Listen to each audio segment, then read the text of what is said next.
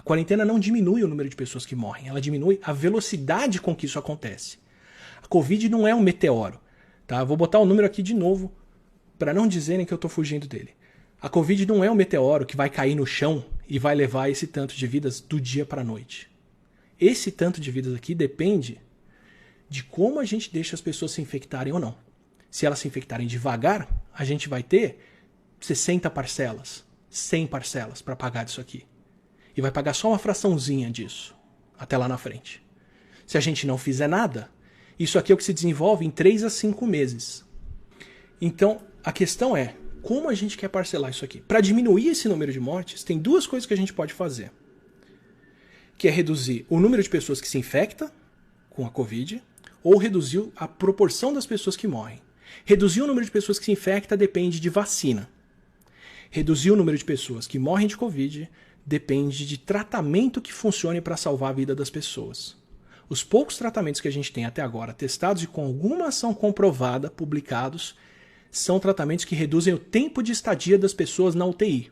Mas ainda não temos, espero que a gente tenha, em pouco tempo, tratamentos que de fato fazem com que mais pessoas se recuperem, com que menos pessoas sejam internadas. A gente ainda não está nesse ponto. E vacina, já falei algumas vezes aqui, a gente vai ter um vídeo inteiro sobre isso, depende de um tempo de produção longo demais, que não necessariamente vai ser atendido até a gente terminar de pagar aquele número. Então o melhor que a gente pode fazer é ficar todo mundo em casa, ficar todo mundo distante um do outro, todo mundo que pode ficar em casa, para parcelar esse 1 milhão de mortes em 5 mil mortes por mês no país todo, por um bom tempo, até a vacina aparecer e reduzir muito o número de pessoas que precisa pegar o vírus, porque aí não vai ser 1 milhão. O melhor jeito de questionarem esse número, de esse número não acontecer, não é nem a quarentena, é a vacina. A quarentena a gente faz para garantir que esse número de pessoas ainda continua viva até ser vacinada. Isso é o que reduz esses números. Ou a gente apela para um terceiro método para reduzir o número de pessoas que morrem, que é não notificar mortes. Aí ele vai ser menor do que 1 milhão mesmo. Mas não é porque essas pessoas deixaram de morrer. É porque elas estão sendo enterradas sem certidão de óbito. Talvez seja o caminho que a gente está adotando. Mas esse é o número que a gente tem pela frente para enfrentar. E essa é a realidade que não tem como mudar até a gente ter tratamento e vacina. Então quando a gente fala, já acabou o pico, já passou o pico de casos, será que o Brasil já passou pelo pior? Não, esse pior está aí e a gente só está parcelando ele. O pico de casos, quem faz somos nós. Porque se a gente for deixar o curso natural da doença acontecer, é aquilo que a gente vai ver. E não é o que a gente quer ver. Então eu vou pegar um exemplo de um país que fez o próprio pico de casos, que é a Austrália. A Austrália e o Brasil, lá no comecinho, estavam com um crescimento muito parecido de casos de Covid. Nos 2 países. A gente começou a registrar os números de casos mais ou menos no mesmo dia. Eu tenho que levar em conta que a população da Austrália é muito menor do que a brasileira, mas ela é 6 vezes menor. E a gente tem muito mais do que 6 vezes mais casos do que eles. A Austrália adotou quarentena cedo, testou as pessoas cedo, as pessoas estão respeitando a quarentena, eles adotaram o distanciamento, e o que aconteceu foi que eles fizeram isso aqui, ó. Acabaram com os casos. A Austrália fez o próprio pico e ela passou por esse pico já. Eles podem discutir reabrir. Eles podem discutir como é que retoma a economia, como que as crianças voltam para a aula, como elas fazem qualquer coisa. Porque eles fizeram esse pico aqui. Só que não quer dizer que acabou a doença lá. Se a Austrália retomar as atividades sem respeitar o distanciamento social e outras coisas, eles voltam a subir como o Brasil fez. Então quantos picos tem a doença? Que pico que a gente está? Quando ele acaba? Depende de nós. A Austrália fez o próprio e passou. Se eles vão ter outros, agora depende deles. Singapura fez o segundo pico. Singapura relaxou as medidas, o vírus caiu na comunidade de trabalhadores deles, que são comunidades que vivem em condições bem mais aglomeradas de pessoas, e eles estão crescendo em casos agora bem pra caramba. Aliás, mal pra caramba. Então eles estão tendo um segundo pico. Eles fizeram aquilo. O Brasil, a gente não sabe onde a gente está aqui. Olha essa subida final de número de casos aqui diários. Para onde a gente está indo com isso? Qual que é o teto disso aqui? Eu não sei. Se a gente dobrar isso de novo e tiver 1 milhão de casos no Brasil, 2 milhões de casos, a gente não passou pelo pico total. Se eu assumir o número todo de estimativa de subnotificação, de que a gente tem 1 milhão de infectados no Brasil agora, que a gente não está vendo, isso ainda diz que o nosso problema pode ser 200 vezes maior, porque são 200 milhões de brasileiros. Então esquece o que é um pico quando vai acontecer. É a gente que vai ter que reduzir esses casos e fazer isso para poder fazer as coisas. Os países que estão saindo da quarentena estão saindo porque fizeram por merecer para sair.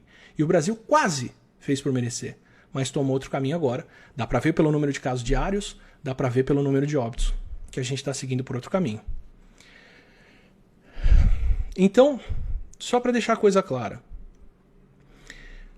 qualquer medida aqui ajuda muito, porque a gente reduz o tamanho dessa parcela. Tá? Essa semana, estimaram nos Estados Unidos o que teria acontecido se eles tivessem adotado a quarentena 2 semanas antes, lá no surto deles. Os Estados Unidos passou de 60 e tantas mil mortes agora e estão com mais de 1 milhão de casos. Eles estimaram que se eles tivessem adotado a quarentena 2 semanas antes, dessas 60 e poucas mil mortes que eles tiveram aqui, eles teriam evitado 54 mil. 90% das mortes. Por 2 semanas que eles tivessem adotado a quarentena mais cedo. Esse é o grau de diferença que a coisa faz. E é disso que a gente está abrindo mão e deixando o número de casos crescer de novo. A gente quase seguiu por esse cenário. Mas estamos retomando um crescimento agora que a gente tem que abafar e não deixar acontecer. E a gente não sabe onde a epidemia está crescendo aqui. E tem uma outra coisa. A gente depende de 2 medidas. Tá? Para a gente abafar os casos daqui para frente, a gente depende de 2 coisas. A gente depende de medidas de quarentena das autoridades, fechar comércio, fechar escola, fechar faculdade, fechar outras coisas, e a gente depende das pessoas mantendo o distanciamento social. Então eu vou pegar um caso que mostra isso muito bem, qual que é a dificuldade que a gente tem por aqui no Brasil. A Suécia está sendo dada como exemplo para lá e para cá de um país que não adotou quarentena obrigatória, que não faz as pessoas adotarem distanciamento social, mas está conseguindo conter a epidemia.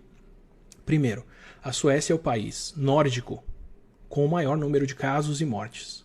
Proporcionalmente à população deles, são 4, 5 vezes mais casos e mortes do que os países vizinhos, Dinamarca, Noruega e Finlândia. Tá? Mas mesmo assim, perto do padrão brasileiro, a Suécia está muito bem. Eles estão com relativamente poucos casos. Por quê? Eles não disseram que as pessoas têm que ficar em casa de quarentena. Olha, melhor, eles não obrigaram as pessoas a ficar em casa em quarentena, mas incentivaram que as pessoas fizessem isso. Só que a Suécia tem um índice de ocupação de casas em que mais da metade das casas suecas tem uma pessoa vivendo nelas. São 11 milhões de pessoas num país enorme em que quase todo mundo tem sua casa própria ou vive sozinho em casa. Tá? O índice de recolhimento deles em casa, voluntário, que as pessoas escolheram adotar, foi de 70% até o final de abril. Também vou deixar essa estimativa no Saiba Mais para vocês verem. Então a Suécia, mesmo não tendo forçado as pessoas a adotarem quarentena, tem índices de isolamento em casa e distanciamento social melhores do que os nossos. Eles têm como ter só uma pessoa em casa, porque a maioria das pessoas vive lá sozinha, mais de 50%, e eles têm como fazer esse recolhimento e fizeram esse recolhimento, sem falar sobre a adoção de uso de máscara, quantos suecos podem trabalhar de casa fazendo trabalho remoto e por aí vai. Então, esse tipo de lugar pode contar com as medidas das pessoas, independente do que o governo fala ou não. E mesmo assim está tendo problemas com a Covid, ao contrário dos países ao redor. Aqui no Brasil, a gente não consegue seguir essa realidade. O número de pessoas por casa no Brasil é muito maior. O número de pessoas que precisa trabalhar fisicamente no Brasil é muito maior. O número de pessoas que não se recolheu no Brasil tem sido muito maior. Então a gente depende das 2 coisas aqui. A gente depende de medidas que deixam as pessoas ficarem em casa e a gente depende das pessoas seguirem isso. Então nós estamos tendo dificuldade nas 2. Tem medidas que não estão sendo tomadas ainda e que a gente talvez tenha que tomar, e são essas que eu vou falar agora, e a gente tem as pessoas continuando a circular por aí, porque estão sendo chamadas aí para a rua, achando que não tem nada acontecendo. E a gente não sabe o que tem acontecendo porque não está medindo. Mas quem está indo nos hospitais sabe o quão sério é.